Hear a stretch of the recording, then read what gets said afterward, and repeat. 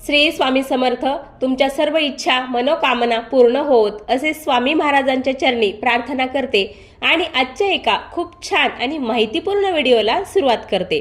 29 जानेवारीला म्हणजेच बुधवार या दिवशी आलेली आहे वर्षातील पहिलीच मौनी अमावस्या.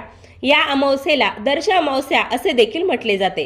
प्रत्येक महिन्यामध्ये अमावस्या तिथीही येत असते आणि प्रत्येक अमावस्येचे हे महत्त्व वेगवेगळे असते. ही अमावस्या सर्वात मोठी अमावस्या असे म्हणून सुद्धा ओळखली जाते.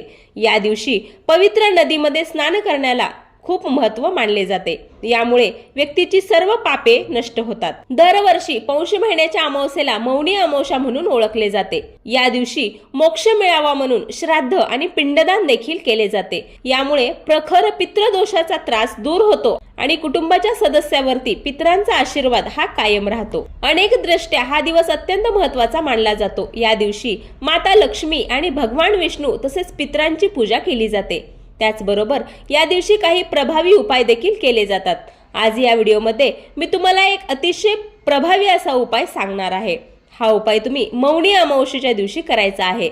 या दिवशी तुम्ही काहीच नाही केले तरीही चालेल, पण आंब्याच्या पानाचा हा अत्यंत प्रभावी उपाय तुम्ही जर केला तर तुमचं एका रात्रीमध्ये आयुष्याचं सोनं होईल. कितीही कठीणातील कठीण इच्छा तुमची पूर्ण होईल आणि 7 पिढ्यांचं दारिद्र्य नष्ट होईल. तर असा हा आंब्याच्या पानाचा उपाय कसा करायचा, कोणत्या वेळेत करायचा याबद्दलची संपूर्ण माहिती या व्हिडिओमध्ये मी आपल्यासोबत शेअर करणार आहे.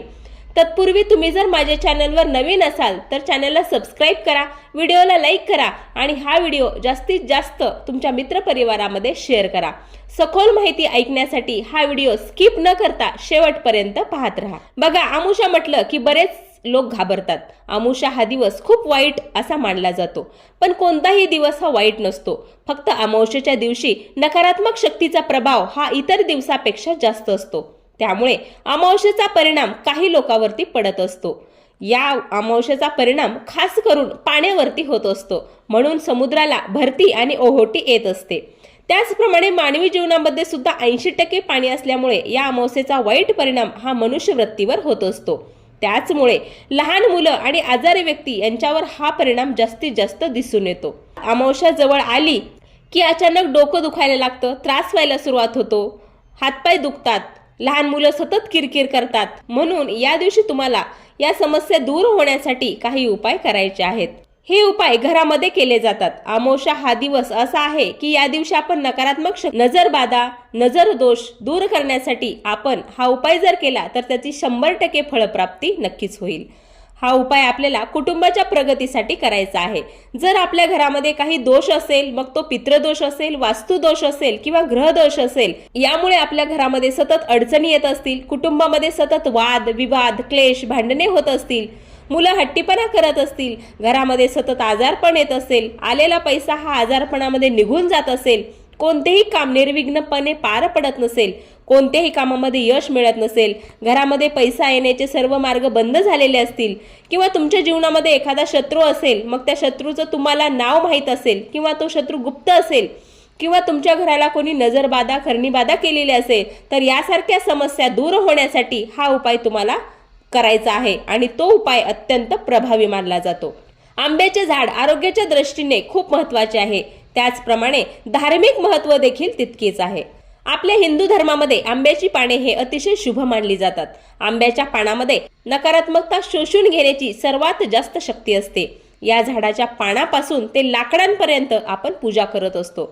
आंब्याच्या पानाचा उपयोग हा शुभ कार्यामध्ये सुद्धा केला जातो. आंब्याची पानं आणि लाकडांशिवाय होम हवन पूर्ण पूजा होत नाही. आपण जर हा उपाय केला तर तुमच्या जीवनातील अनेक समस्या आणि त्रासापासून मुक्ती मिळेल आणि तुमचे भाग्य उजळण्याशिवाय राहणार नाही. तसेच वास्तुदोष सुद्धा या पानांमुळे नक्कीच निघून जाईल. तुम्ही जर हा उपाय केला तर तुमची कर्जमुक्ती होईल, संकटातून मुक्ती होईल, तसेच आर्थिक संकट देखील दूर होईल. आता हा उपाय करण्यासाठी तुम्हाला अमावस्येच्या दिवशी सकाळी लवकर उठायचं आहे. उठल्यानंतर स्नान करून घ्यायचं आहे. अंघोळीच्या पाण्यामध्ये थोडंसं गंगाजल आणि काळे तीळ टाकून तुम्हाला स्नान करायचं आहे. यानंतर आपल्या देवघरातील देवांची पूजा करून घ्यायची आहे. त्याचबरोबर आपले जे घर आहे ते घर पूर्णपणे स्वच्छ करायचं आहे. तसेच फरशी पुसताना तुम्हाला त्या फरशीच्या पाण्यामध्ये थोडंसं हळद, मीठ आणि गोमूत्र टाकून फरशी स्वच्छ पुसून घ्यायची आहे. घराचा उंबरठा देखील तुम्हाला आणि दरवाजा देखील स्वच्छ पुसून घ्यायचा आहे. यानंतर आपल्याला हा 11 पानांचा आंब्याचा उपाय करायचा आहे। तुम्हाला आंब्याची 11 पानं घ्यायची आहेत। ही आंब्याची पानं तुम्हाला स्वच्छ धुवून घ्यायची आहेत। ती कुठेही खराब झालेली पानं घ्यायची नाहीत किंवा तुटलेली पानं घ्यायची नाहीत। स्वच्छ अशी 11 पानं घ्यायची आहेत। या आंब्याच्या पानावर तुम्हाला हळदी आणि कुंकवानी स्वस्तिक काढून घ्यायचं आहे आणि या आंब्याच्या पानाचं तुम्हाला तोरण बनवायचं आहे आणि हे तोरण तुम्हाला तुमच्या घराच्या मुख्य दरवाजावरती लावायचं आहे।